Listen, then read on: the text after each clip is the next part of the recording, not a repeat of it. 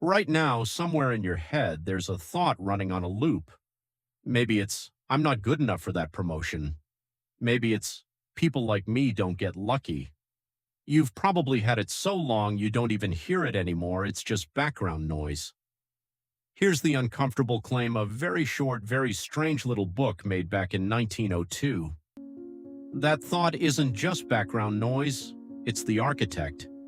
It has already drawn the blueprints for your health, your bank account, your relationships, and it is building them right now, brick by brick, whether you're paying attention or not.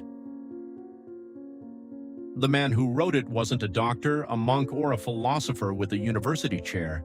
His name was James Allen, and for most of his adult life he was a private secretary, basically an office worker, grinding through paperwork for other men's companies in industrial England.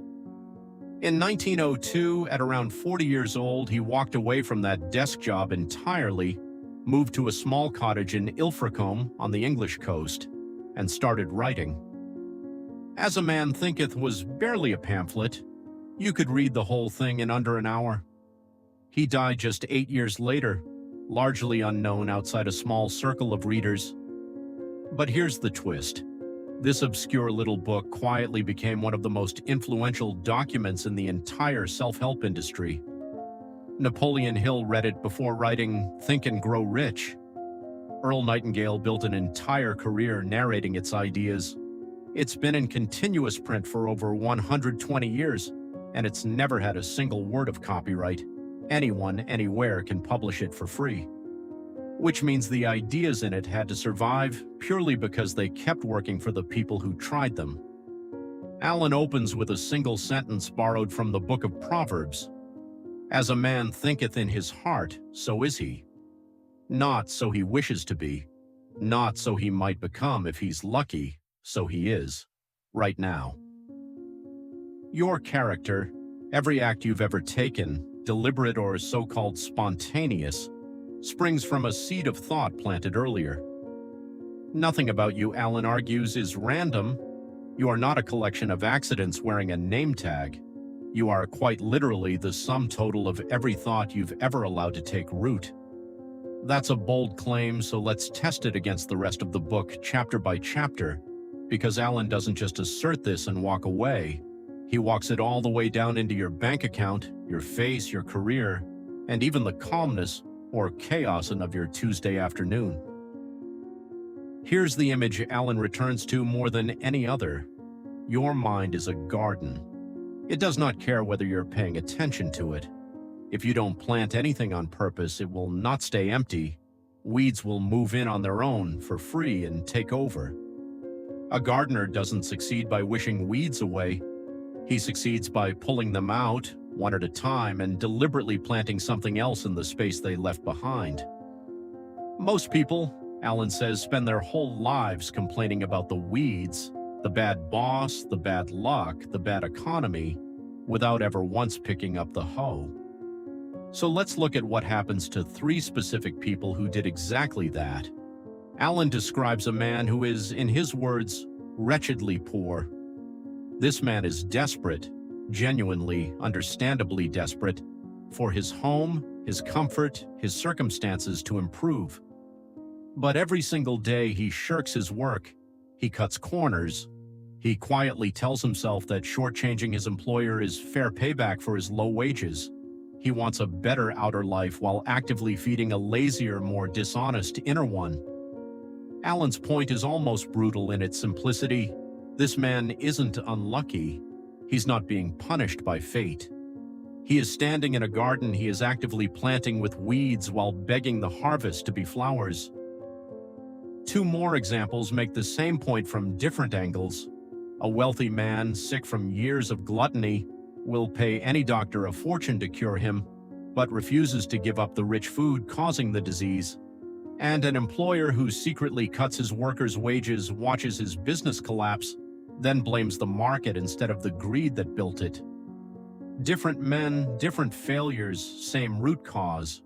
You cannot negotiate with cause and effect. You can only change the cause. Allen doesn't stop at your bank account. He makes the same claim about your body. The body is the servant of the mind. It obeys your thoughts, whether chosen deliberately or left on autopilot. He writes about a woman of 96 with the bright, innocent face of a girl, not despite her age, but because of a lifetime of sweet, sunny thinking. And he writes about a man well under middle age whose face is already hardened into something tight and joyless. Your face, Allen says, is a slow-motion photograph of your habitual thoughts. Wrinkles don't lie about what's been living in your head. Most people, Allen says, let the boat of thought simply drift on the ocean of life. No destination, no oars in the water. And a boat with no destination isn't neutral. It's still drifting somewhere, just not anywhere you chose. His prescription is almost unglamorously simple. Pick a purpose, even a small one, and make it the centralizing point of your thoughts. You'll fail repeatedly, especially at first, but the strength built in the failing is the actual success. Each attempt just becomes the starting point for the next one. Everything you achieve and everything you fail to achieve is the direct result of your own thought, not luck, not who you know. Even a lucky break is usually just a story people tell about a process they never witnessed. Years of quiet, invisible effort before anyone claps for the ship arriving at the dock. Allen makes a turn here that's almost poetic. The dreamers are the saviors of the world. Not because dreaming alone builds anything, but because every real achievement in human history started as nothing more than a private image in someone's mind, long before anyone else could see it. His most human example is nameless but unmistakably vivid. A boy, hard-pressed by poverty, sweeping sawdust in an unhealthy workshop. No school, no obvious way out. In whatever scraps of time he has left, he starts dreaming, deliberately, stubbornly, of a wider life. And slowly, so slowly it's invisible day to day, the workshop stops fitting him, until, in Allen's words, it falls out of his life as a garment is cast aside. That boy becomes a man whose words move crowds, not because he got lucky, but because he built, one unglamorous evening at a time, the exact vision he'd been carrying since he was sweeping sawdust. There's one more piece, Allen adds. Calmness is not passive. It's the crowning result of self-control, purpose, and right thought finally coming together. The Isles of Blessedness are smiling beneath the waves, beyond the reach of tempests, he writes. A storm on the surface of your life doesn't have to reach the depths, if the depths have already been cultivated. That's why the calm person in a room isn't the one with fewer problems. They're the one whose depths the storm can't reach. So here's the full shape of the argument. Your thoughts are seeds, constantly, right now, whether you're paying attention or not. Left untended, the plot fills with weeds anyway. Tended deliberately, with purpose, patience, and a hard-won calm underneath it all, that same plot of ground becomes the boy who walked out of the workshop, the sailor who found a new world. Allen's real argument was never, think happy thoughts and good things will fall in your lap. Read closely, it's stricter than that and more useful. Watch the thought, weed deliberately, plant on purpose, and expect the harvest to take time.